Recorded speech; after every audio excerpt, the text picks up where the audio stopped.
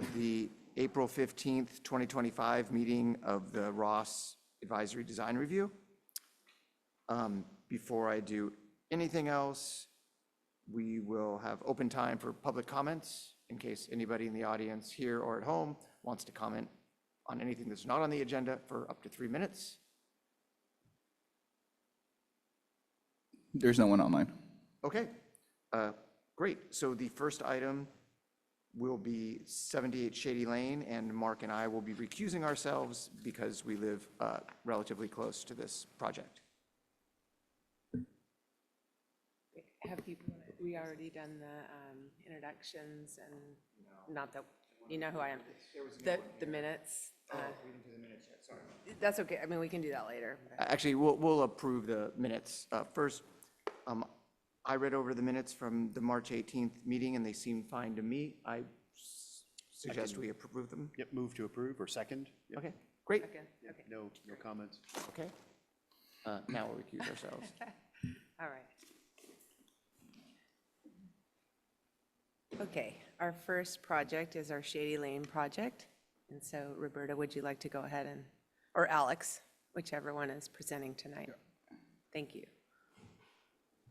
And then Stephen, if you can go ahead and make your announcement. Okay, this is not a major announcement. I'm at home tonight joining you because I have a bad cold and trying to keep that from everyone else.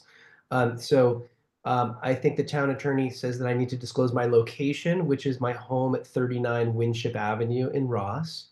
No one is in the room with me, and I'm here because I'm sick. Yeah. Okay, good evening, ADR members. Tonight, the applicant at 78 Shady Lane is requesting a recommendation to the town council for design review and a variance. The project is proposing to construct a pool, a patio, and an outdoor kitchen in the rear yard. Last month, March 18th, 2025, the applicant presented the project to the ADR group. During the meeting, ADR members expressed their concerns about the location of the pool equipment and the pool. The applicant has revised the plans by relocating the pool equipment inside the garage and increasing the rear setback for the pool from the original proposed 5 feet to 9 feet, 8 inches. The applicant has also amended the plans to show the correct size of the English laurels on the south side of the property from the original proposed 15 gallons to 24 box trees. Staff requests that the ADR group discuss the merits of the project and provide a formal recommendation to the town council. Thank you. Thank you, Alex. Would the applicants like to make a further presentation?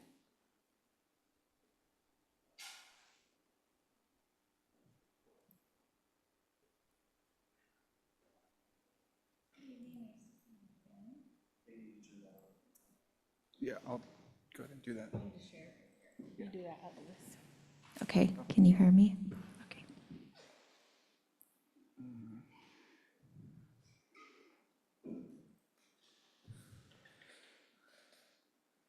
Okay. So we prepared a short PowerPoint presentation, which I'm assuming you've already reviewed. Okay, so I will just paraphrase really quickly that there are quite a few properties in the vicinity that have pools of similar distances from the property line as what we're proposing. You can go to the second page. Yep. I'm sure you guys know better than anybody what variances have been approved that are in the same zoning area that are consistent with what we're proposing or similar. And lastly, we just want to point out again that, we're coming back to you after listening to your comments at the last meeting. We've made changes to the design that we hope will make this conform better with other pools in the neighborhood. We have gotten a second letter of approval from 80 Shady Lane, the adjoining neighbor at the rear property. Unfortunately, they couldn't be here tonight because of a scheduling conflict. We've also been working with our neighbor at One Locust to try to give her adequate privacy so that we can just create a better screening between the two properties. And yeah, and I think everything else we've said about why to grant the variance, and I think it's in all the paperwork that you guys have seen. So I'll open this up to comments and any questions that you have. Thank you. Thank you so much.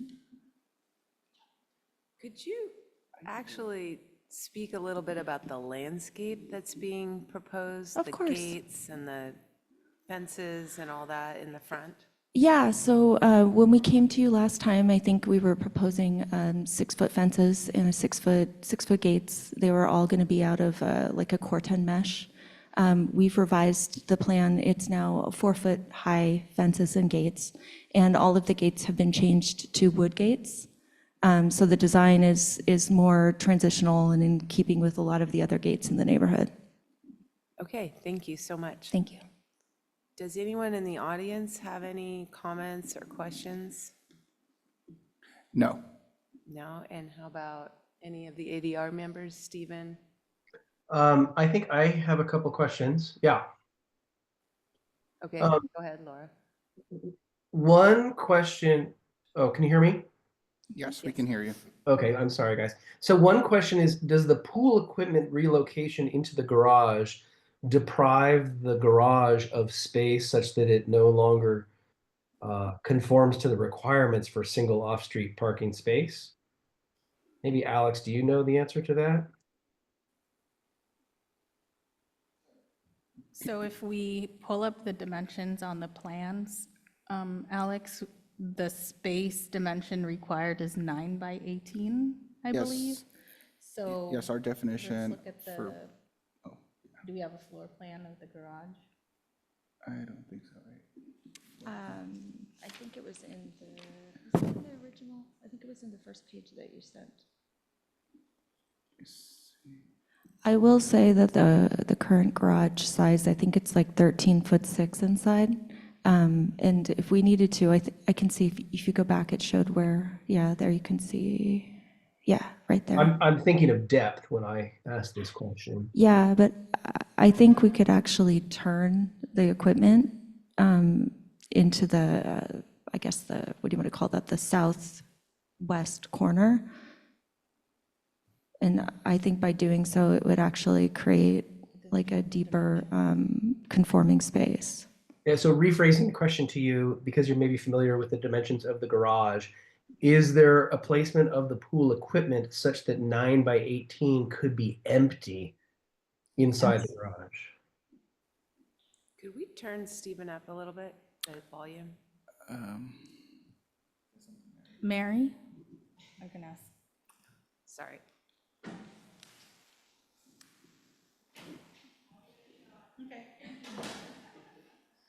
So Stephen, at issue, you're wondering if they've basically taken away a regulation parking space by putting Correct. the pool equipment in the garage?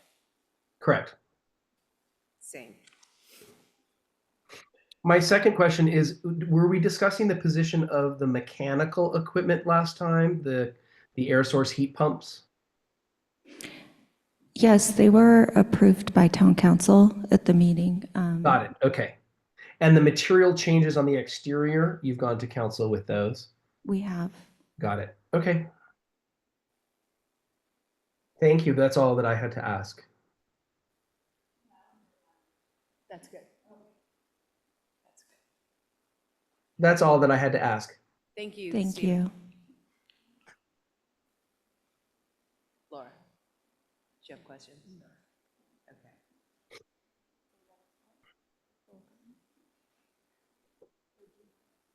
Sorry. The question is whether the pool equipment is going to be raised, and a yes, it will be raised at 5'3" up to the base flood, or above the base flood elevation. I have another question. Is it just open in the garage, or is it enclosed in the garage in its own? It's currently going to be open in the garage, but if we had to build like additional like insulated walls to kind of frame it in, that would be amenable. Okay, okay. Any other questions by the ADR? No? Okay, who would like to go first?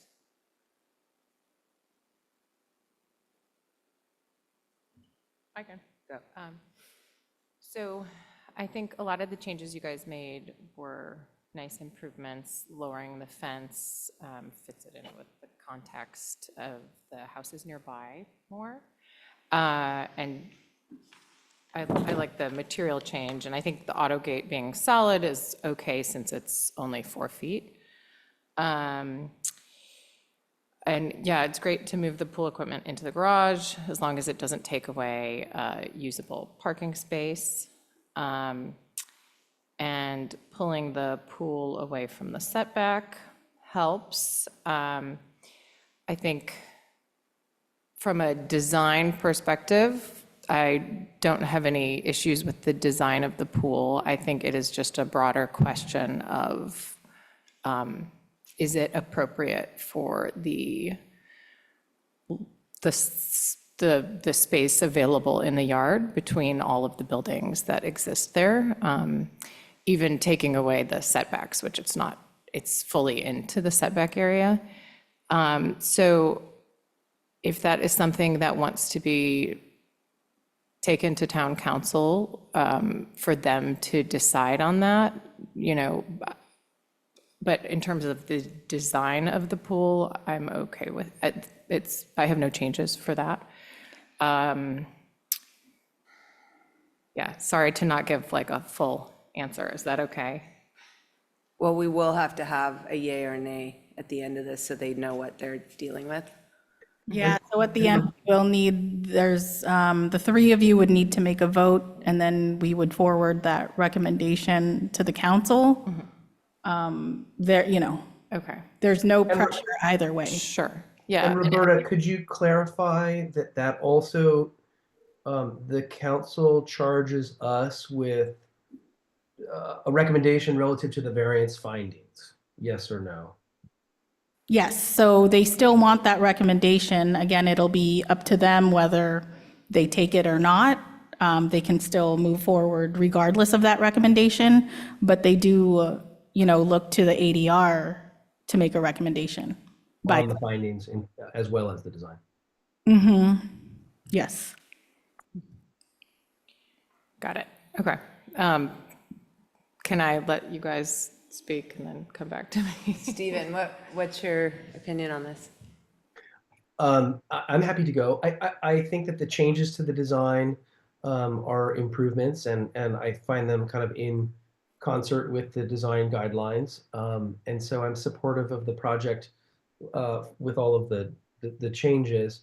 The pool I am okay with in this lot because of the location of the pool in the lot adjacent, and because the outdoor space that is used by this house for, you know, gathering, recreation, everything social that is outside is going to be, in my kind of mind, in that same little courtyard, whether it's swimming or barbecuing or whatever, gathering. And so I just think that this lot is constrained such that literal enforcement of the setbacks, you know, be it for patio or pool, just don't fit. And this is hard for us to judge. And I think I think increasingly we need to come up with a set of standards for swimming pools and patios and things like that, that in tight spaces or that break setbacks and so forth. But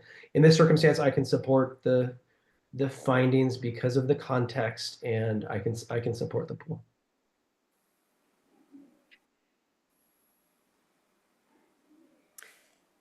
Could you put that slide up again that shows all of the people who have pools in the setbacks? Yeah.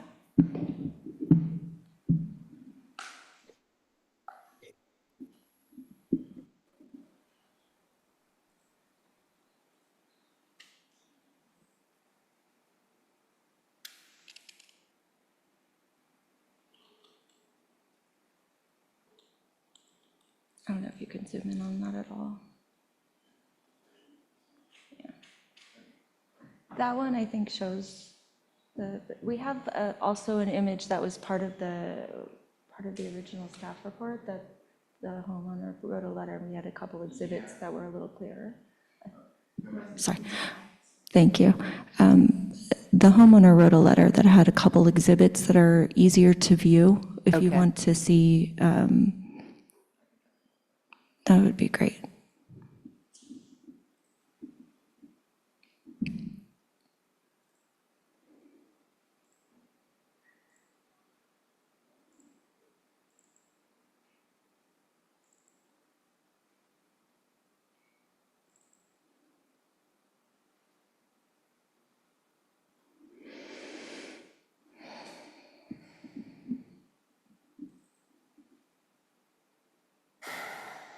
I feel like that's easier. I feel like this image he's pulling up is easier to see. Okay.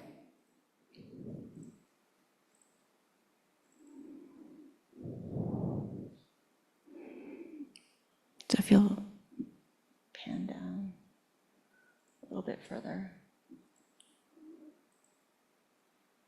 Okay, that kind of gives you an idea.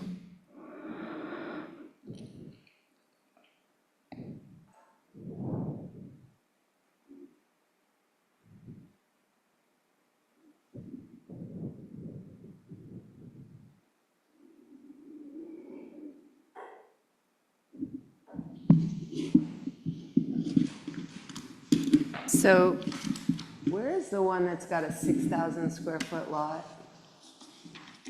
That's, I believe that's 75 Shady Lane, which is across the street. It's the house directly across the street, has a 6,000 square foot lot. And they back onto the creek.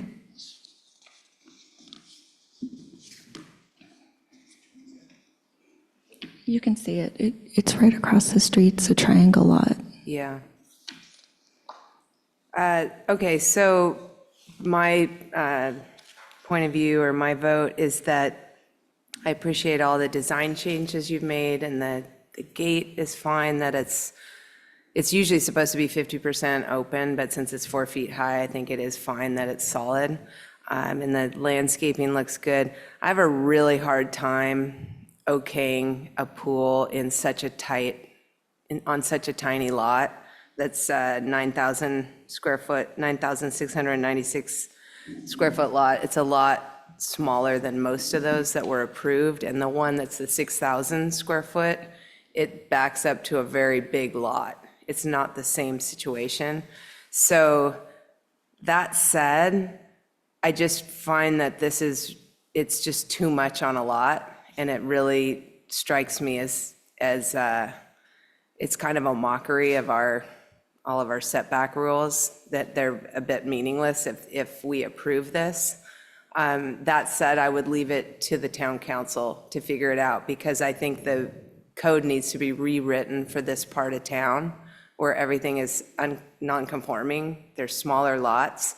But then how is that fair that a huge lot can't have a barbecue 20 feet from their property line, and then we're putting a pool 8 feet from a property line? It's an inconsistency in the Rossstown code that makes it very difficult for us to do our job.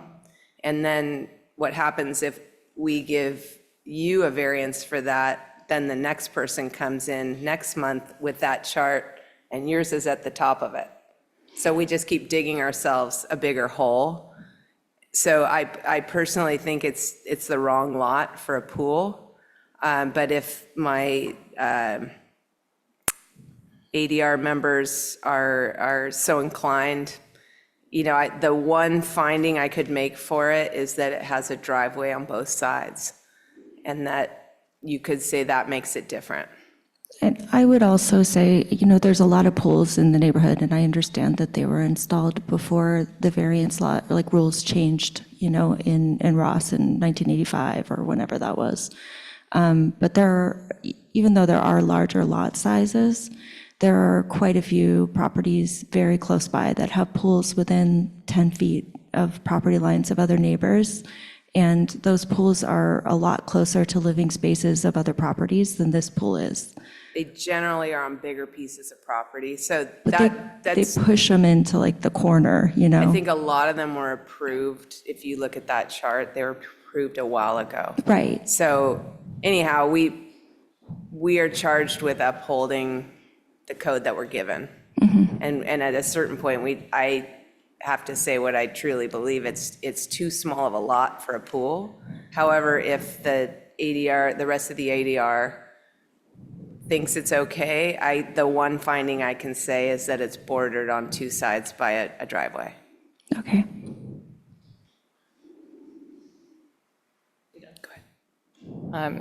Yeah, I think it does help having the driveway there and that the neighbor behind it has a pool right there as well. So those are all things taken into consideration. But it is still close to the neighbor to the south's house. And it is just a bigger question of, so does that mean, like, I read through the notes on why they should get a variance because it's a substandard sized lot. It's smaller than what it's zoned for. It's already gotten a variance for that reason, and so it should basically get like endless variances. I mean, it just, if you applied that logic to, like, there's a lot of properties that are zoned in a way, and they're a much smaller size than what they are zoned for. So it's a little bit of like a, you know, like she was, she was saying the larger houses are often held to the standards, and then the smaller lots, it's like, we should just be handing out, like, sorry, I'm not being very clear. I think that the process should change in the way the town is asking this of us. So I don't really see what the findings are for the variance, but I would encourage going to town council and letting them determine it. So I'm giving like a yes, but not, you know, it's just trying to be consistent with projects and what we're being asked to do. Okay. It's not like I personally think there's any issue with the pool going there. It's just trying to be consistent between projects. And just clarifying that we're not asking for a side variance because we're like 38 feet from the south property's home. Okay. And we're more than, I think we're like 33 feet from their property line. So it's just a rear variance that we're asking for. Okay, thank you. To be clear, you need a variance even for the barbecue that's We right do. up against the house. Well, the house is placed 42 feet from the rear property line. We just don't have as deep of a lot as other properties along Right. Shady Lane. But, you know, if you buy a smaller piece of property, that's what you buy. And so that you are constrained by the size of property that you bought. Correct. And so generally, you know, then if you're a homeowner in Ross and you have a house that's on a property that's over 1 acre, the side, rear, front setbacks are enormous. And you can't even put a barbecue 20 feet from the property line. Right. No, So, it's and that's unfortunate. if you paid up for a 1+ acre Right. lot.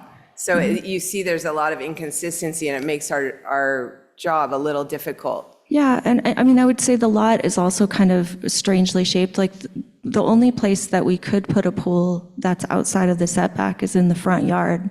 And it would be like, 18 feet from the south neighbor's property line, which is a terrible place to put a pool. Some properties just aren't meant to have pools. Well- That's kind of how it's always been in Ross, but let's move forward to the Okay. vote. Thank you. And we will figure it out in that manner. Right. So Stephen, you're a yes? Yes.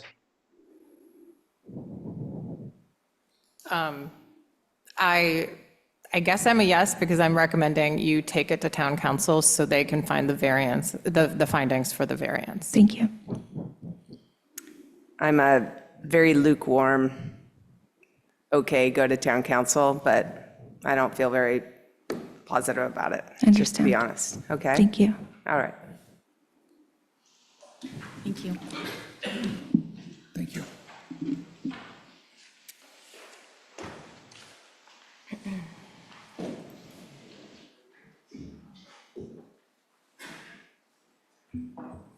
Okay, and the next agenda item will be 313 Upper Toyon. Yes. Good evening. And sorry, I was remiss when I started the meeting. I forgot to go over the methods of the ADR, where the town first presents something, then the homeowner presents something. There are questions asked by the ADR, if there are any, and then at that point, it comes back to the ADR and the ADR only for our recommendations to the town council. So let's proceed with 313 Upper Toyon. Alex. Yeah, the applicant at 313 Upper Toyon is requesting a recommendation to the town council for design review, a hillside lot permit, and a variance. The applicant is requesting to construct a parking pad within the side yard setback. And on November 19, 2024, the applicant presented the project to the ADR. And during the ADR, members raised concerns regarding screening of the mechanical equipment, as well as, the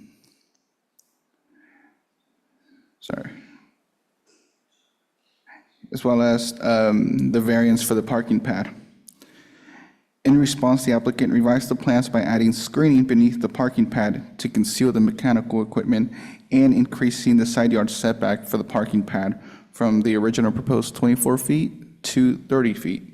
Staff requests that the ADR group discuss the merits of the project and provide a formal recommendation to the town council. Thank you. That's Thank it. you. Did the owners have any comments or presentation?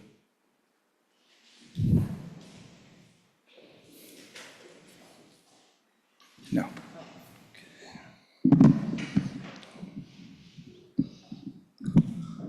Good evening. So I, excuse me, unfortunately wasn't present at the last meeting, but we heard all your comments loud and clear and addressed all of the ones that came forth. And so Alex covered most of them, and mostly in reducing the size of the parking deck, moving it further away from the setback, and then some of the other, excuse me, design aspects of it that were not liked in the first iteration. And so we've taken all of those away and taken them into consideration. And then proactively, we've also, and you'll see it in the slide that was just up, we've planted 4 mature Indian fig laurel trees to screen what would be visible from the neighbor's yard, or their deck, I should say. And so this way, essentially, the parking deck is completely enclosed by trees. On 75% of it are very, very mature trees, so nobody would see it but us, and then our neighbor, who is in support of the project, we planted those trees to help with that. The only point that we didn't make last time also that I wanted to add was we applied also for an ADU and went through most of the process. And then when we got to fire life safety, that's where we kind of hit a roadblock. And that roadblock was that they felt that the easement area, which is right outside of the lower drive court, essentially should be used as a turnaround, because there is a standpipe there next to where the trash is stored. And then the driveway itself, they also asked us to widen the driveway. And so we then had a newborn baby and decided we weren't going to go and push the process, because we also didn't want to live in construction with a newborn. And so we kind of put the idea to rest for now. But those 2 points that had come up made me also think about this particular project, because they were concerned with fire trucks properly being able to get up our driveway. And if you guys have all visited, you've seen it's not a terribly narrow driveway, but it's also, width-wise, it will be difficult for a full fire truck to make it up there. So with that being said, currently any overflow parking happens right outside in the easement, because there really is no other choice for parking. The main drive has a turnaround drive court, but it's really not a place to park a car. If one car does park there, then no other cars can get in or out without backing in and backing all the way out, making kind of a difficult turn to get back down the driveway. And so if that's out, the lower drive court, we have the 3 parking spaces currently. If cars were parked tandem, again, it would be musical chairs and some cars would need to go out to move the cars in. Anyway, so on and so forth. And so the outside area really is the only place for a landscaper, any type of vendor coming, Amazon delivery services, and then also a fire truck. And currently they're using our neighbor's driveway to turn around to get around if there is a car parked there. So I say all that to say that I think, the reason for granting this variance, being that it's not encroaching on anyone drastically, I think, is reasonable. If not for fire life safety, but just for also just the ease of our neighbors getting in and out of their home and keeping that easement completely clear. So those were the main points I wanted to make. Okay, thank you. Are there any questions from the ADR members? Sorry, so just, is this pull-out and guest parking something that is a required parking space for the ADU if you do end up proceeding with that? The parking, we didn't get far enough where there was discussion of how much parking is required. So I can't say confidently, but Okay. I would say that if we did add. There's no additional parking requirements for ADU in the state. As long as it's within a certain distance from a transit stop, is that right, Mark? And No, I have an ADU parking spot at my house, but. but it's not a requirement. Otherwise, towns could just use that Okay. to stop ADUs being built, which is exactly why California state passed the law. Got it. Okay, thanks. Any questions? Okay, thank you. Sure.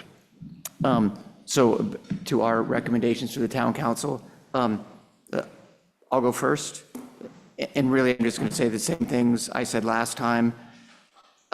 During the site visit, I saw the mechanical equipment visible, and by adding the parking deck, it makes it slightly more attractive and more aesthetic.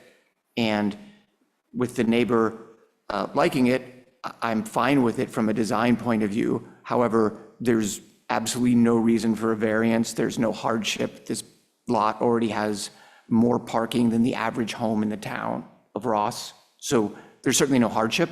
And I think there are currently enough room to park, half a dozen cars outside of the garages.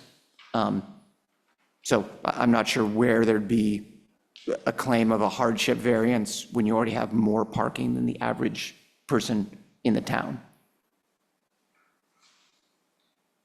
Who'd like to go next? Pardon me. I think the changes are really good, that the way the deck has been reoriented a little bit and the screening planting that has been done. I do think just when you're up that high and there is limited parking, even though, as Mark says, there's a ton of parking up there compared to the average Ross house, I do think it will add to maneuverability and therefore perhaps safety. However, I can't make any findings for a variance, but it seems like with the neighbor's approval, it doesn't hurt anyone, and it will add to perhaps more safety and ability to fight fires or emergency vehicles being able to access the site. So again, it's kind of a lukewarm yes. I don't have findings for variance, but I could see going ahead with it. So you're saying you need to say either yes or no on the variance? And you guys need to actually say yes or no on the variance? I would say yes on the variance, just because I feel like it will add to potential firefighting ability and life safety. It's just an add, therefore, yes. I'll go. I agree. A lot of the changes you guys made were good improvements. I like the material change on the fence, wood fence guardrail to make it the stainless steel cables. And the removing the trellis, it looks, just the design of it looks a lot better. And shifting it so it's not intruding into the setback as much helps. And then going ahead and already adding the additional screening for the neighbor is supportive, it improves the safety and maneuverability. So I would be in support of the project moving forward. Thanks. Yeah, I struggle with this one a little bit. I'm kind of with Mark. I can't see the findings given the amount of parking on the site. However, I think there is something to be said that it does improve the access from some of those interior garage spaces, like that one on the southernmost side.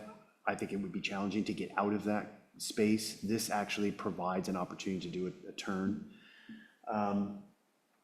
And I can see removing cars from the easement, the public drive would help in the case of a fire. I guess I could kind of see that as some element of supporting the variance. So I'll say I could support it in this iteration. I think it's a little overkill for this lot, but I think if the neighbors specifically is supportive of this, I think there's probably more of a parking issue up there than I would imagine. So I can support this one. Stephen? I agree with what everyone has said, but to summarize my vote and opinion about it, I can approve of this variance application. Great, okay, thank you. We will now move on to 51 Loma Linda.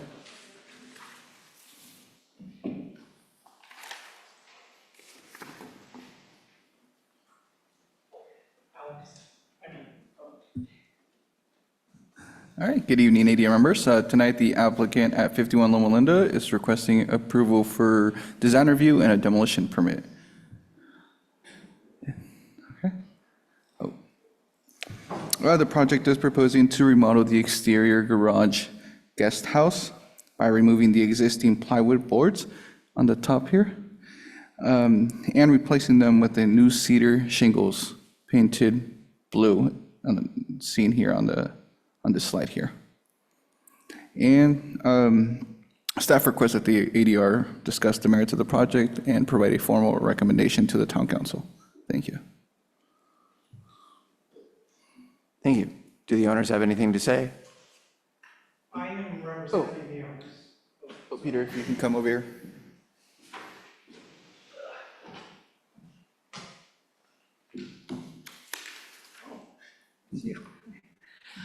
Peter Brockman. If you can speak to the... Peter Brockman. Hi. Pretty much a cosmetic update of an existing building, tidying it up, cleaning it up. That's kind of it. Yeah, any questions? I'm happy to answer. The owners are out of town, cannot attend tonight. Any questions? Yeah, I just have one. Yeah. On the reduction of the garage door size width, Yeah. will you still be able to get 2 cars in there? Yeah. Real cars? Yeah. Not all minis? The residence house, 1,000 feet away. Yeah. Has its own driveway. Right. And a turnaround with parking for 5 cars in a 3-car garage. So this is existing. We're only gonna put a moment frame around the new door Okay, because it's probably from 1910. yeah. It's a little shaky, so that'll be taken care of during building permit. But we're not taking away more space. The width is generally the same. Okay. Yeah. Because it's narrowed by about 1.5 feet, right? Yeah, but it's already, Less than Almost. 16? no, it's 18 feet wide already. Is it? Okay. Yeah. Thank you. Oh, sure. Anything else? No, there's no one online with any questions? There's Oh, no I have one one online. more comment. There's a brand-new ADU down the road on Shady Lane. cedar shingles, black trim, really nice details. I looked at that quite often and took some photos, and there's little details taken from that to make it fit into the town of Ross. It's a beautiful design. Whoever did that, it's lovely. Thank you. Okay, who would like to go first with their recommendations to the town council? I I'm will. fine. Oh, go ahead. Go ahead, Stephen. Sorry, I didn't hear you. Go ahead. All right, I have no problem with it. I think it's really nicely designed, and it will be a huge improvement. Stephen, you want to? I agree completely. It looks great. Nicely done. Great. Laura? I also agree. I like the materials and the design changes. It looks nice. Mark? Yeah, no further comment. Great job. Great upgrade. I also like it and recommend approval by the town council. Thank you. Okay, and the last item, last planning item on the docket is 117 Laurel Grove. Thank you, Peter. All right, the owner at 117 Laurel Grove is requesting approval for design review. And this is the lot here. And they are proposing to construct a new stained cedar redwood auto gate with exterior lighting and a 6-foot fence that will align with the property line. So this is the fence here and the auto gate with the materials boards and the site plan of where they're proposing the auto gate. That's it. Thank you. Does the ADR have any questions of the town about this project? No? There is a deer fence being added to this project as well? Correct. Yeah, that's just around most of the property? I believe it's just in the front of the property, but I do have the applicant here that can answer that question. Okay, thank you. So I guess we'll bring it back to the ADR for our comments. I'm fine with the deer fence, Oh, but, would you like the applicant to speak? I have the I'm sorry, applicant. I didn't know I thought there was no applicant here. Yeah, no, I'm sorry, he's no, here. please, Yeah. applicant. Brooks, can you hear us? Yes, can you hear me? Yeah, we can hear you. Yes, so the fence as shown is to be a solid wood fence of 6 feet to the gate, where it's sort of parallel to that front property line. And then where it actually intersects the property line, then it would change to a deer fence. So the majority of it is a deer fence. There is an existing fence around the majority of the property, which is to remain. So we're actually not circumnavigating the whole entire property with a new fence. It's just where shown on the site plan. And if that's not clear, maybe I can describe that further. So basically, yeah, so the only part that's solid is this one line that's, that we've got the gate and we've got about 3 feet next to it and 17.9 next to it, or I guess 4'8" next to it. So then right when it intersects the stone wall is when it comes back to being a deer fence, if that's clear. Yeah, that's clear. Thank you. I appreciate that. So I guess my question would be, the town code is for all driveway gates to be no more than 50% solid. Is there a reason you're not suggesting something that's in line with the town design code? Well, this is, I'm sorry, my clients couldn't be here also for another conflict, but their thinking was that there's a direct line of sight up the driveway towards their house where they park. Apparently there's been some security issues, and they're mostly concerned with privacy and also animals, really. But I shared I'm sorry, could you explain what you mean by they're concerned about animals? What's the difference with animals well, with gate just that's that, 50% solid and 100% solid? Are you talking about Yeah. small animals that will fly between the boards? No, I think that's just the reason of the gate in the first place, is what I meant to say. Alex, can you share the alternate version that I did send you today? So we did actually provide an alternate version today that is 50% open for the upper half of the gate. And everything else is the same. The rest of it would be solid. The top portion, I don't know, do you guys have, hopefully that's what Yes, we do. Okay, great. So this is an alternate version that we wanted to show you. If that's preferable to the ADR, then this would be acceptable to us as well.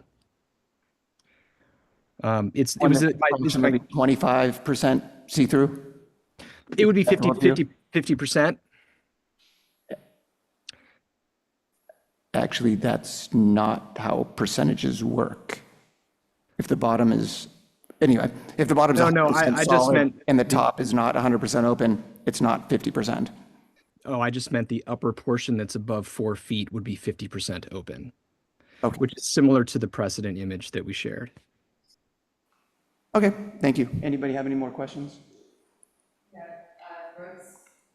Could you give us a reason why there would be a need for a 6-foot fence here as opposed to the 4-foot code? That's where the animals come in because this place is heavily trafficked by deer that can easily jump over a 4-foot fence. Okay. That's the primary reason. But it is also privacy. As I mentioned, they've had some security concerns there. Apparently, just because it is completely open to Laurel Grove, the gate at Laurel Grove is always open. It's very dark. It's very easy for people to actually come up here. And so it's a security concern as well. So a 6-foot fence is obviously a lot more of a barrier than a 4-foot fence, visually and otherwise. Those are the two main reasons. Okay, thank you. Any more ADR questions? I just have a question at the auto gate. Those, at the top of the post, there's like a rounded cap or something. Am I seeing that correctly? Yeah, I think that's so what this is it's a steel frame that we would wrap with cedar or redwood to cover up the steel, and that would be a small decorative cap. Okay. Okay, thanks. Any more questions? Okay, I'll go. I think a deer fence that's 6 feet tall that you see all around town is fine for the front, not a solid fence. And I think deer fence typically keep out deer, hence the name. And I would not support any driveway gate that is more than 50% solid, because that's the town building code. Mark, can I clarify that? Are you talking about when you say the solid fence, the piece, the 17-foot piece to the left of the gate? Yes. Is that the piece you're talking about? Okay. Right. Okay, I wanted to clarify that, sorry.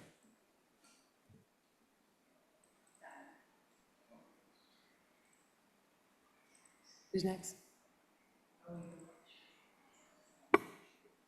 Stephen, you want to go? Sure. I agree. I think I agree completely with Mark. Okay, I'll go. I also feel like the image, Brooks, you show of the gate it looks to be maybe 40% open on top with the square openings. I think that sort of is the spirit of the code, where there's some transparency, and that would be my vote. And I can see the findings for a 6-foot fence around the property, but not a solid one. I would go with just a hog wire deer fence adjoining that you could probably plant out and stain to match your gate. But in general, I approve it, but I would go for a more transparent fencing and gate. Yeah, I agree with that, because I'm looking at a photo that I took when I was at the site, and I don't understand what you'd be seeing that would create a security risk if it was 50% open or a deer fence. And it's probably, there is a house that's like right there, right by this entry gate. And so it'd be nice to create something that doesn't impact, it's not their view, but that is a lighter touch. Yeah. All right, yeah, I would concur with my colleagues here about the precedent, the photograph you used. I would also take a look, you have a rock wall. I don't know how tall that is on the right-hand side.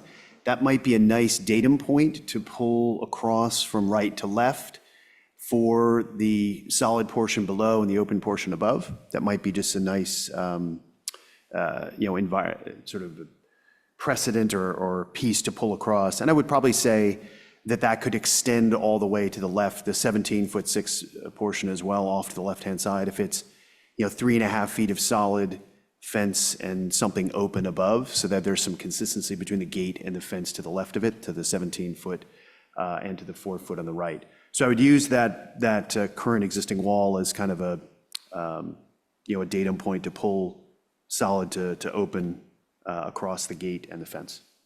So I think that would look quite nice. All right.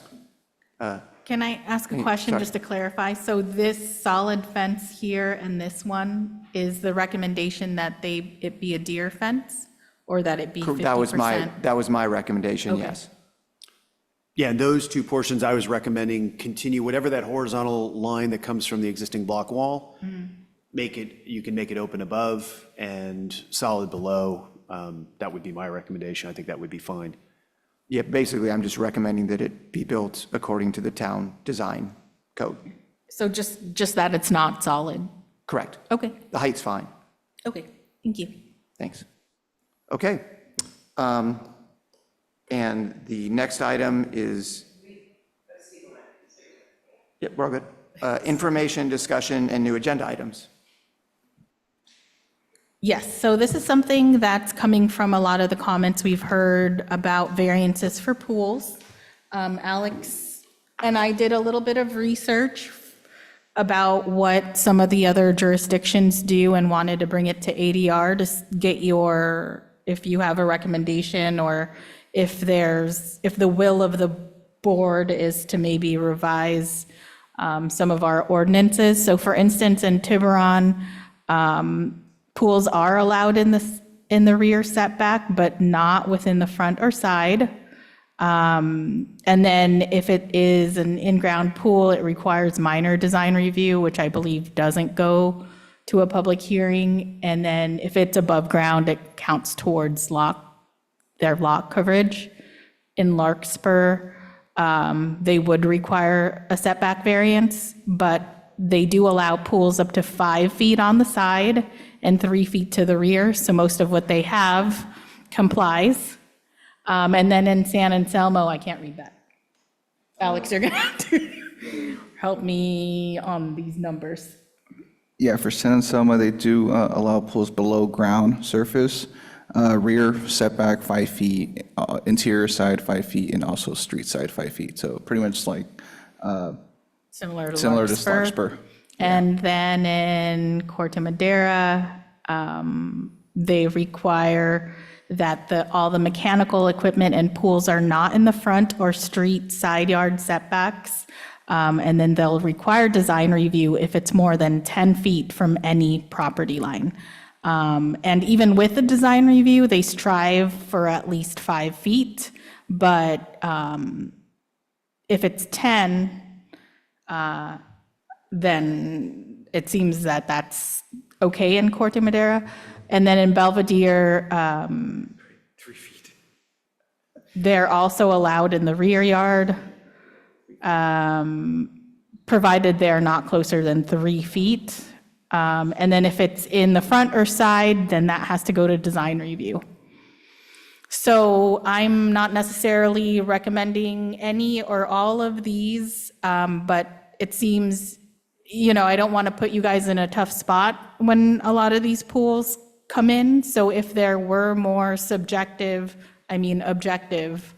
guidelines that said, okay, if you're not at least whatever, 10 feet or whatever it might be, don't even propose that, right? Like if we could say, here are the things that we would need you to meet if you want to even propose a pool. Otherwise, you're still allowed to request the variance because I can't stop them from applying, but it's unlikely to be supported or approved if you don't meet a certain objective standard, which would likely be a setback dimension.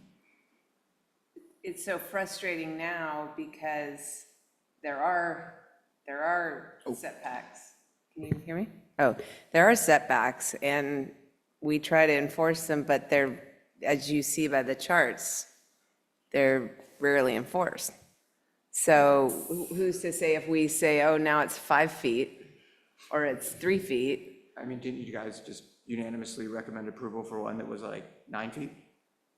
I mean, Yeah. it's,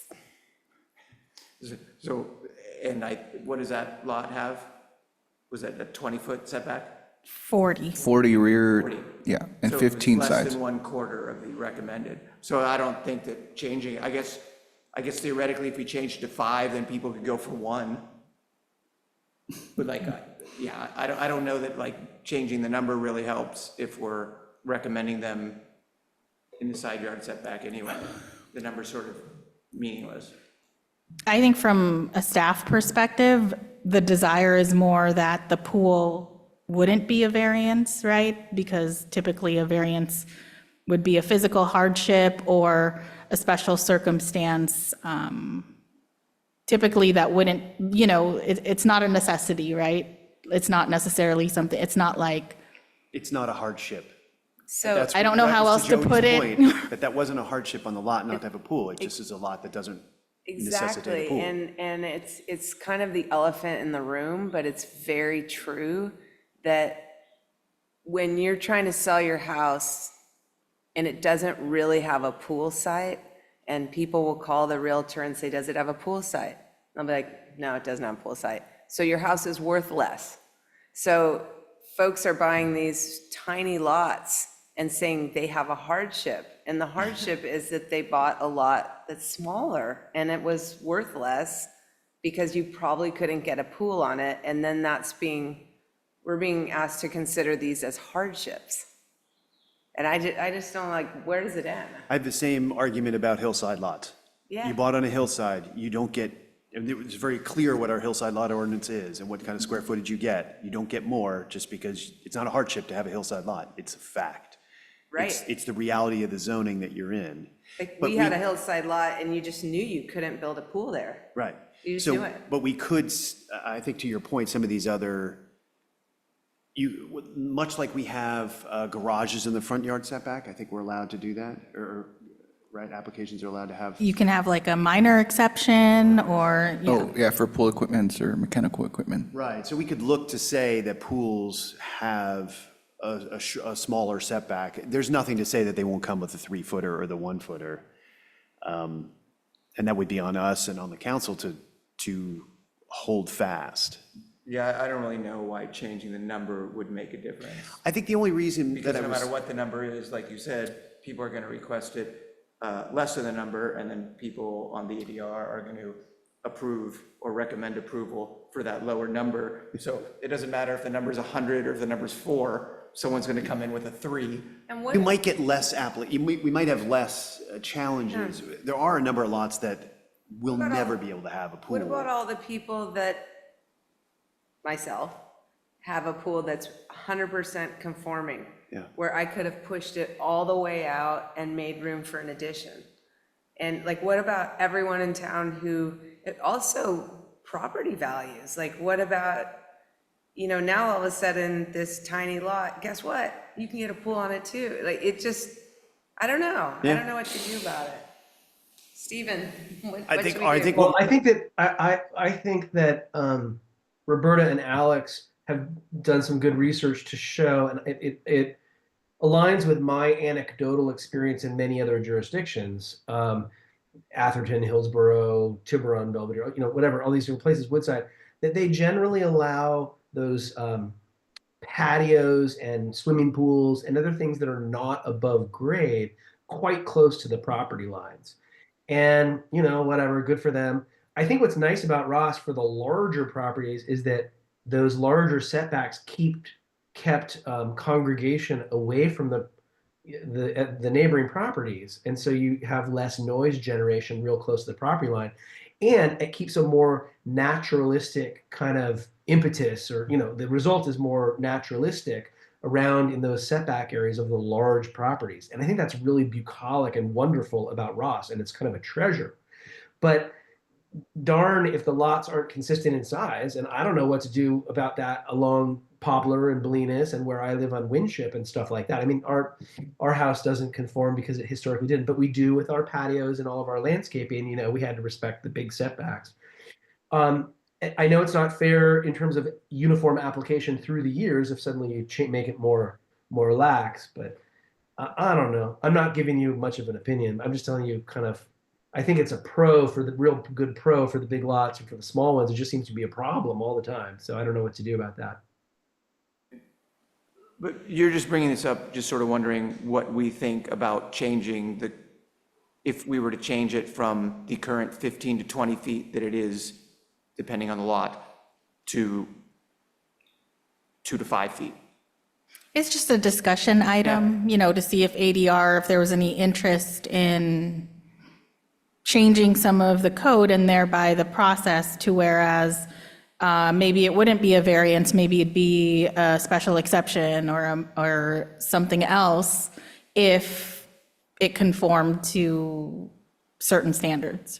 Right. It seems like basically every pool needs a variance anyhow. So is there a way of like streamlining the process where there's a certain minimum? Because right now it's like these small lots are getting to put everything in the setback because it's a small lot. And then the big lots have to be held to like a 40-foot setback.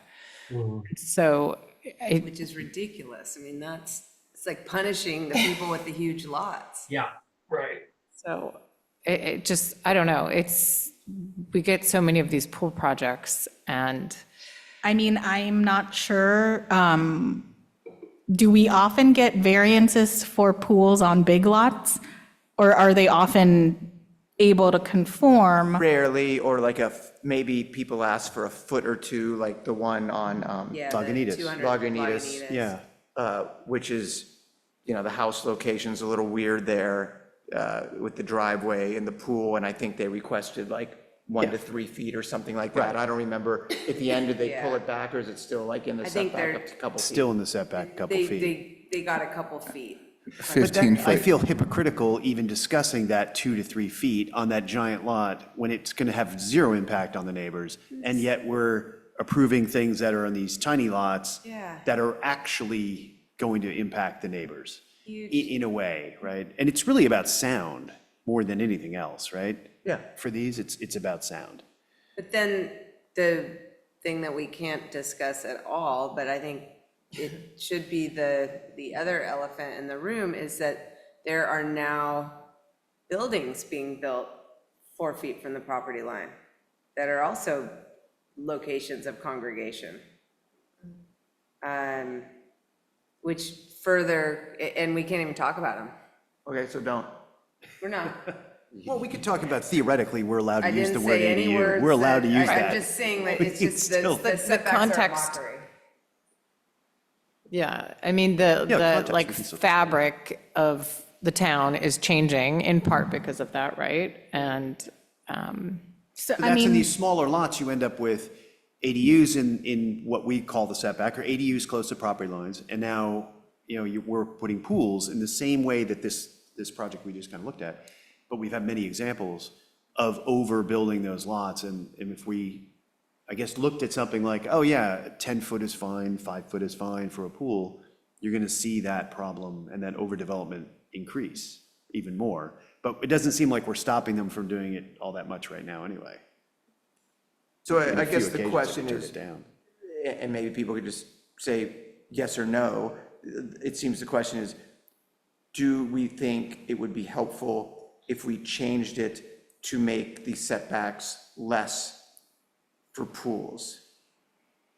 Is the question. And I think you would do that for patios too, or as well.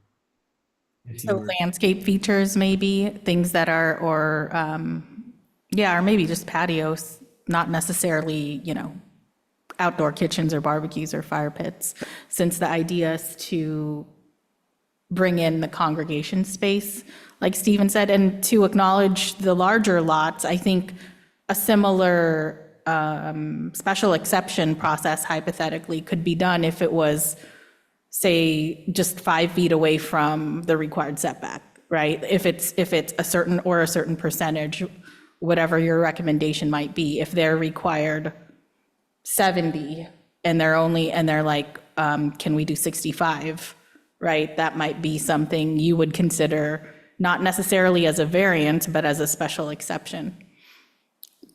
Maybe, as you said, maybe it could be something like if you're in a percentage variance from the setback, you don't have to get, wait, I used variance twice. If you're a percentage,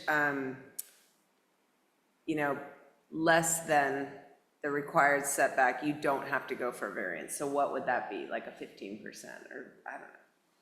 So we'd have to sort of do some calculations of a 40 Say foot you're setback supposed to or a have 40 15. yeah, So if you're in a 15-foot setback and you move it 10 feet away, that's 30% infringement on the setback.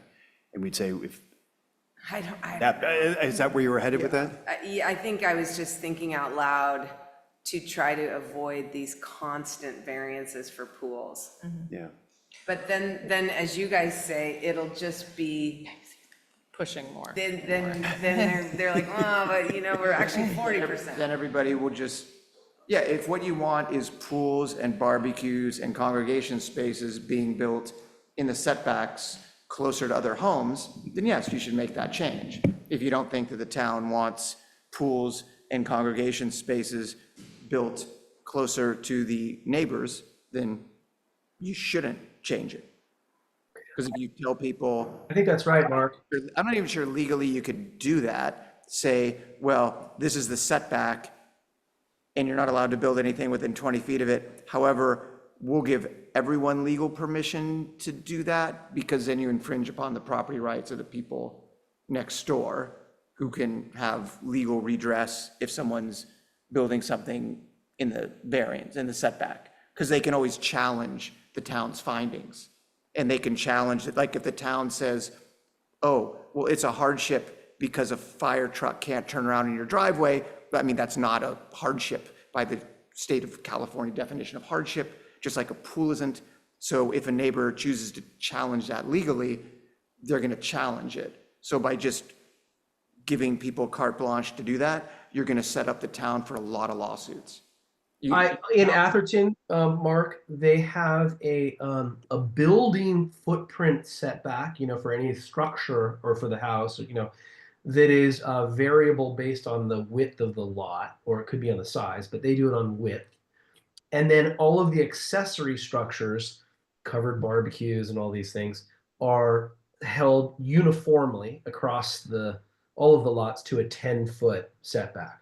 I'm not saying that's the suggestion, but I think that we maybe want to consider doing setbacks for even the building that are more flex, but rigid in terms of numerically, but relate to the lot sizes. Like all of the houses along Poplar come in and they show us this like buildable area that's this little skinny bowling alley in the middle, and it doesn't make any sense. So then we have to say what we think is kind of appropriate, which is hard because we're making a subjective decision about how much is cool, But anyway, some kind of approach that relates to lot size could create some fairness, or we can leave everything as is. Yeah, I think it'd be very difficult. I mean, when you see how many different zoning areas there are, and you look at Bolinas Avenue, for instance. So someone would literally have to go and make a change for just that street and just maybe even half of that street, because at certain points, the lots are different sizes. And then you're talking, like, I just think that would be so time-consuming and expensive for the town, because they probably, as they did originally, they'd have to re-look at the, 10 or so different kinds of lots and zoning, and then on top of that, they'd have to say, okay, well, we're going to change these 10 zoning regulations.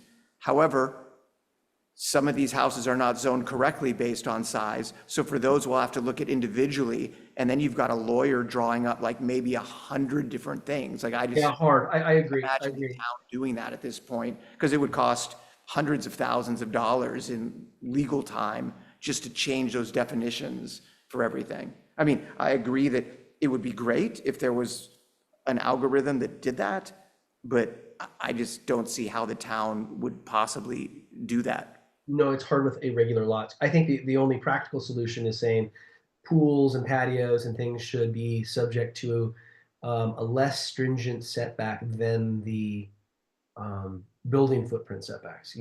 Should be able to go to 10 feet, 5 feet, 30 feet, whatever, some number. But I'm not even arguing for that at all.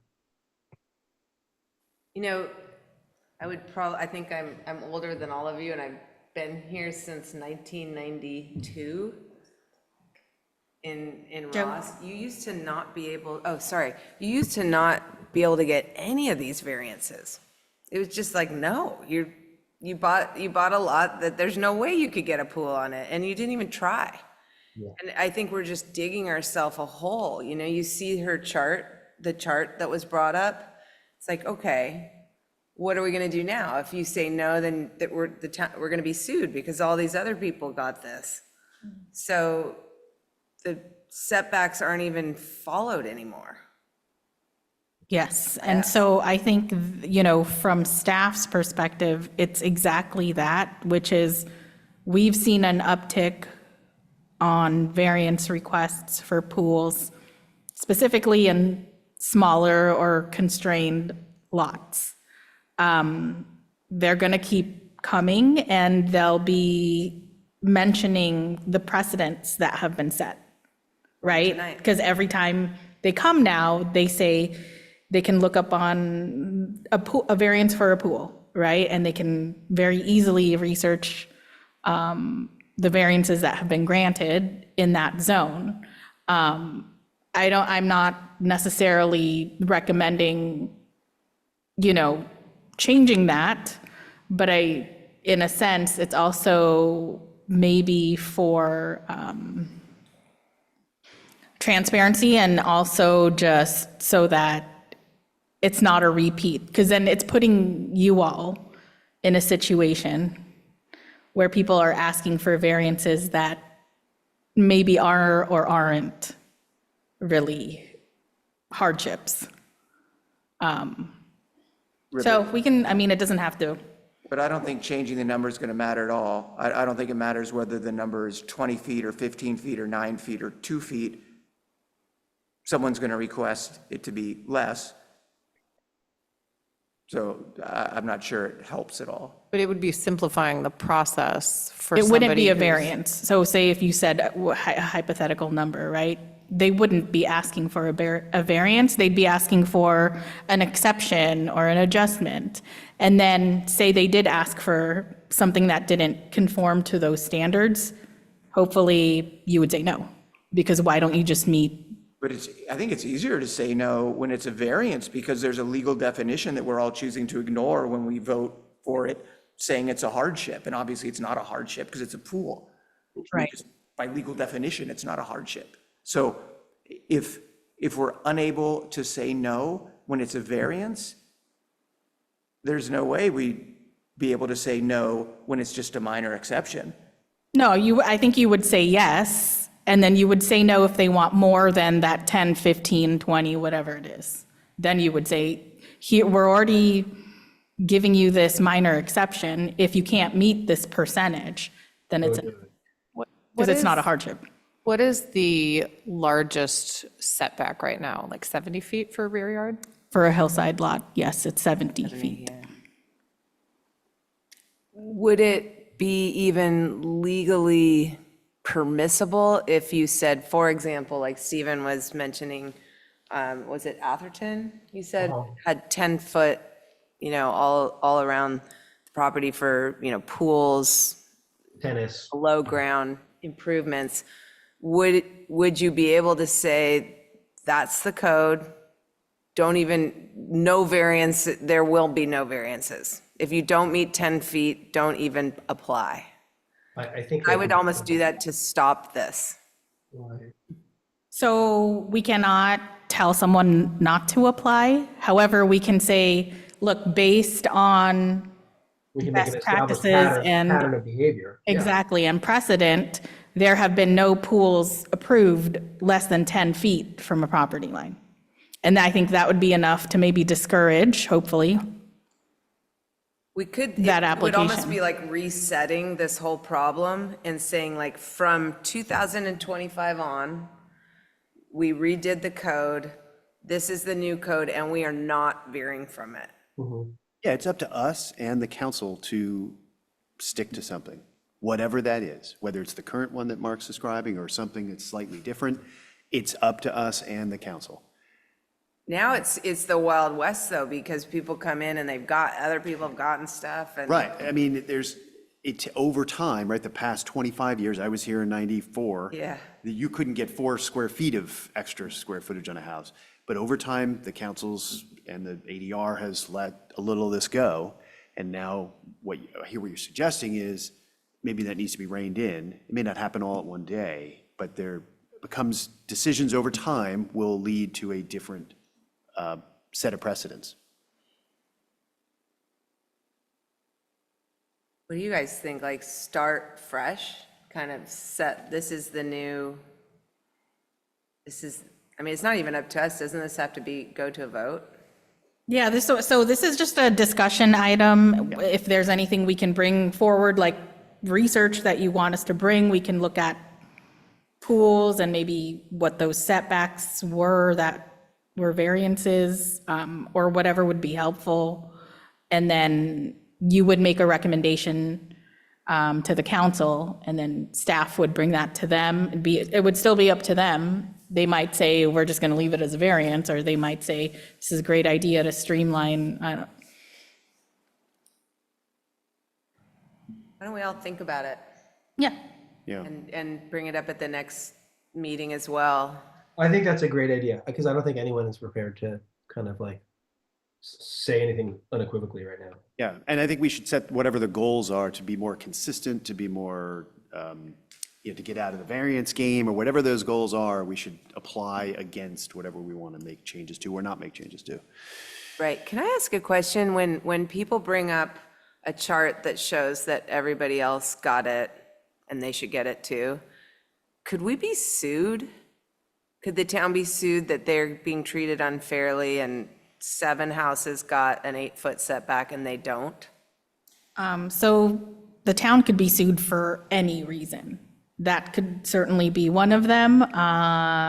In the limited time that I've been here, a year and a half, I haven't heard of that never happened in the happening. last Yeah, so it hasn't. Yeah, that's not something to worry about. Otherwise, you just, I guess, vote yes on everything. Right. I was just curious. But I and do then- think it puts you in the position, though, where they're kind of pinning past decisions to today, right? They're saying, well, you did this yesterday, or you did this last meeting, or you did Every this. time you make one of those decisions, you're digging And then that just yourself. gets added to the list. Pardon me. Oh, I was just going to say, I mean, it's what we've been doing it based on now is like the context, right? So like the pool that was by the tennis courts, like, so just to blankly compare pools approved and setbacks and say, well, all of these were, so mine is the same, it doesn't. So I will say part of the housing element implementation plan which will come before you all, is the state's desire to make the design guidelines more objective, so that it wouldn't be necessarily context dependent, because I think that's exactly what folks are bringing up, is that it's unfair that you're doing it for this person, but you're not going to do it for me. Sure. That's the whole variance process, is you make findings such as, well, that pool's okay because it backs up to the tennis courts. And, this pool, that each one, there's a couple reasons we hope that we allow it. Another question I have is, at what point is it unfair to someone who bought a house in Ross who thinks, oh, I have a nice separation between myself and my neighbor, and I'm never going to have a pool except for 15 feet from that fence.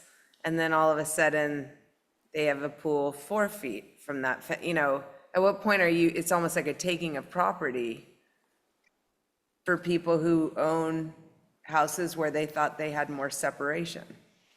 Yeah, I think you're seeing for that that. with ADUs, and I think you're seeing that when we made changes to the hillside lot ordinance years ago, that same issue came up, because people that had been restricted to a certain amount of size based on that calculation or the way we calculated it. I think that's the nature of making changes to these regulations and codes. People that came before, they were under X code, now you're under a new code. Whether it's more liberal or more exclusive is just how it kind of goes. Is there anything staff can provide to assist with the discussion? And again, it's not that you need to make a recommendation. You could decide to keep it as is. Well, that chart that was in that last presentation, I don't think I have that one. I don't know Okay. if that's something that could be more comprehensive, maybe going back, I don't know, a couple of years or something, just to take a look at what we've approved, what we haven't approved, what's been built, what hasn't been built. That might Would be be good. helpful, I think, just to ensure that sometimes you can double check, like, if we're saying, 10 feet, we would understand what the implications of that might actually be. Okay, thank you. That would be great. Okay, and then there was one more item on there. You had basement FAR. Yes, so this was something Stephen maybe had wanted to have a discussion about. Yeah, so I can just plant a seed for thinking, and then if we put it on the agenda for another time to discuss merits. Basement square footage is not counted towards FAR in many jurisdictions. Many jurisdictions also have a less stringent FAR generally. I think that we should try to stick with our stringent FAR calculations, because I think we all enjoy the open space around the homes and the collective kind of verdant quality of Ross. But because of modern standards for houses, or just what people want, it's not a hardship at all, but just what people are in the market for is more square footage than a lot of the lots in Ross will allow. And so my thinking to float for discussion is, and I've been putting together some examples from other jurisdictions and how they handle this from a code perspective. My thinking is that if we exempt basement square footage, as long as it's under the footprint of the main house, and as long as there's a very, very strict definition for what a basement is, it's no more than 2 feet above the natural grade or above the ground plane, or there are certain things and it's harder when it's a hillside lot, or forget the definition of hillside, but just when the lot is sloped. And so you got to be careful around the definitions. But if it's not creating any additional bulk, either at old houses or existing houses, or as someone designs a house, if it would create no additional appreciable bulk or setback violation or anything else, it seems like it's a way that we could come more in alignment with the times in terms of how much square footage we allow, without relaxing any of our stringent FAR standards and setbacks. So I can put together more research about how, and graphics about how other people handle it, and we can talk about it, or we can, of course, we can talk about it now if anyone wants to talk about it. That's the thinking. Throw something in. We did have a basements and attics ordinance that I was. remember and we used it on our own house. It was to kind of legalize existing non-conforming spaces. If it was very stringent, it was like only if the height is existing, it's over 6 feet, but not less than 5, then you could do it. It was written by a guy next door to us who was trying to grab more square footage in his house, and it actually kind of sunset. I think the policy sunset. I agree that was an example of how to kind of legalize more square footage. But the problem with that one was that it became on the books that you had more square footage from the town's perspective. And so like when when these happen, become kind of germane to the legality, and it's kind of fraught, I think, with problem. And so I think you could apply it both to existing structures and new structures uniformly with no subjectivity, nothing for us to review. I think staff could determine that they meet the code or not, and so forth. What you would have is people digging out their basements, and whether you want that disruption in town or not, or you want people to have more square footage, not you, but whether one wants us or whether we in the community want people to be able to have larger houses when their FAR does not support it is interesting to discuss. But I think we could do it without any negative impact on the open space and verdant quality. Just to clarify, you said that the basements and attics ordinance expired? Is that? I believe so. I believe it's sunset. Oh, I think Rebecca's looking that up now. There's still a basement exception. It's under, it just was, it was moved to the minor exceptions. And what it would allow is, let's see. In a newly designed house. But she's looking that up. I guess one thing that might about that idea that would then encourage more construction, like I just take my own house as an example, and Stephen and I discussed this before.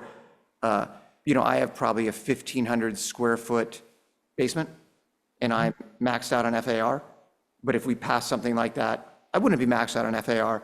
I could build 1,500 square feet more on my lot anywhere I wanted that wasn't in a setback. So that's a smart byproduct to point out. In that way, houses with existing basements would be, I don't know how likely for more construction, but obviously it would go from a 0% chance to, I could put 1,500 feet there somewhere. Yeah, only if their above ground square footage did not already exceed, which yours doesn't. So you would have unlocked some above ground FAR if you with that policy. That's right. So in this basements and attics exceptions, is it still what it's called? It's code section 18.46, Roberto?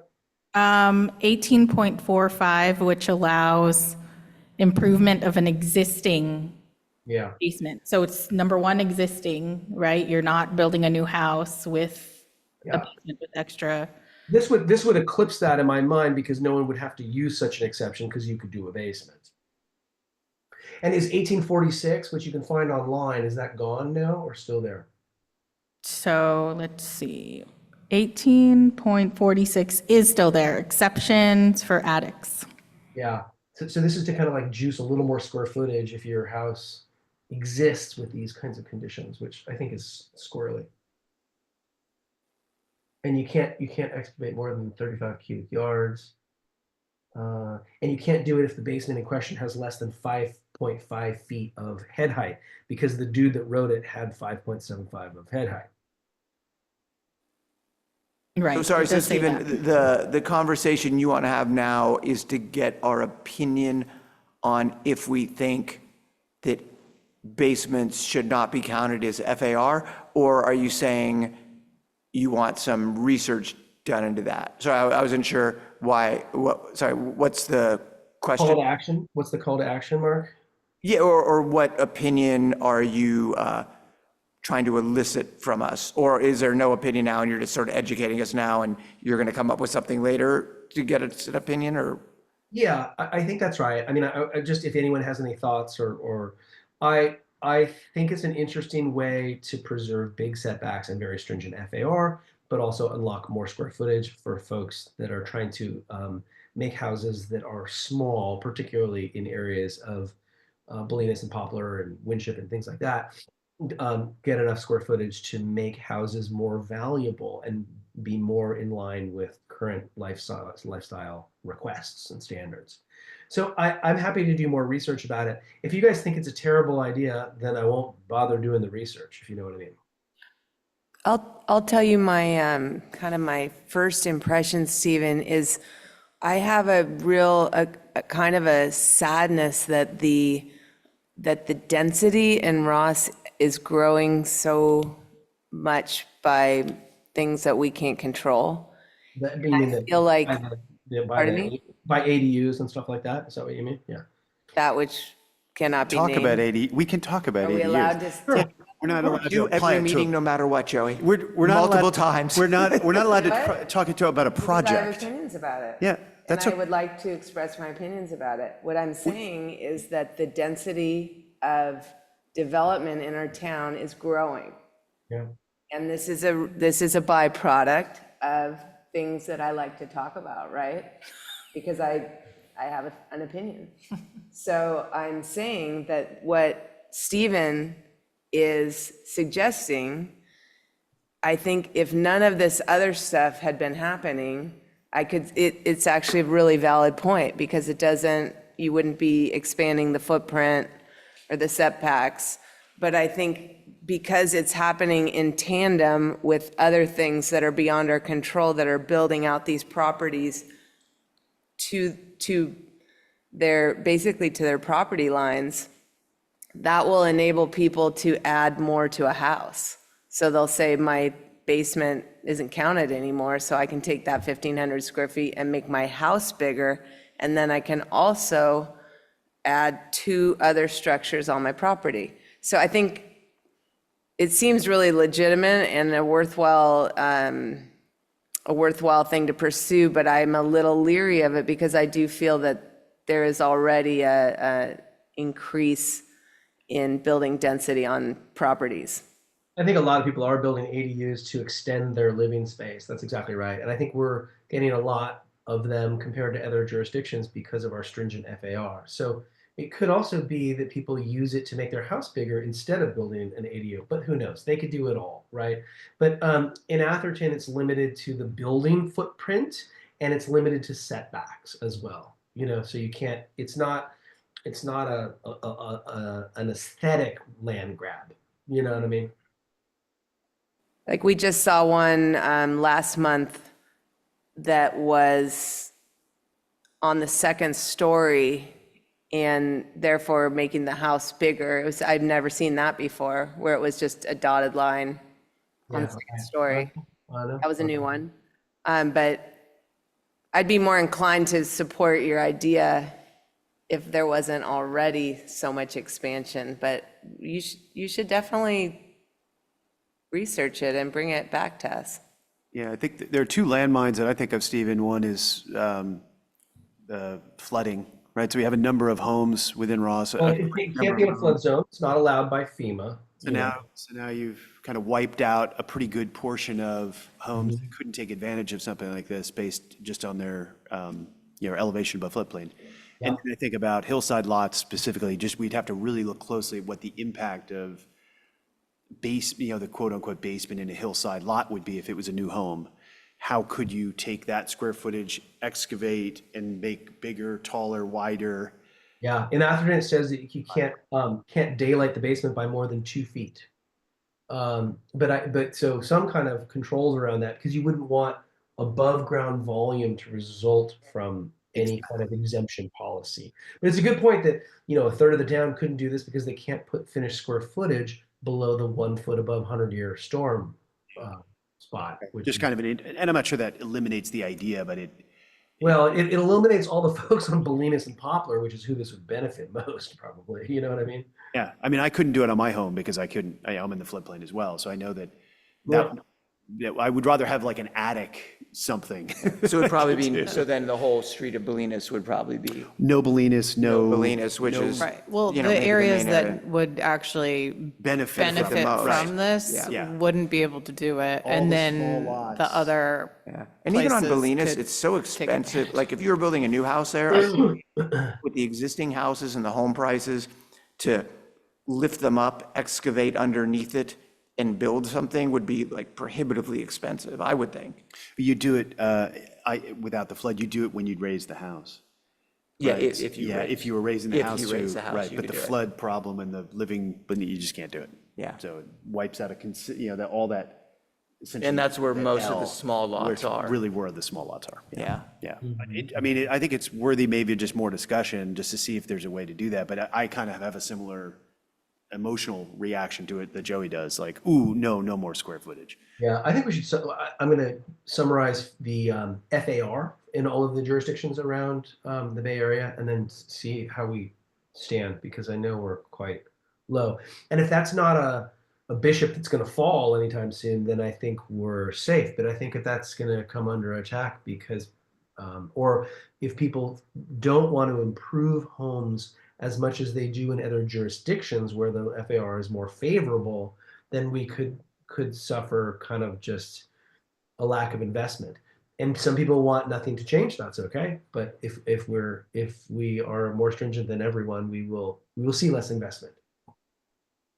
We don't allow a second story, right, our lot coverage and FAR the same percentage. I think that's the big difference typically, right? It's 20%. In many lots, it's 20% for lot coverage and FAR. So you don't get a benefit of going up, where other jurisdictions you get a benefit from going up. A little bit. The total FAR in Belvedere is 33%, 40%, and 50%. And we're 10, 15, 20. You know what I mean? Yeah. So we're just more stringent, which is really nice. I think that's great.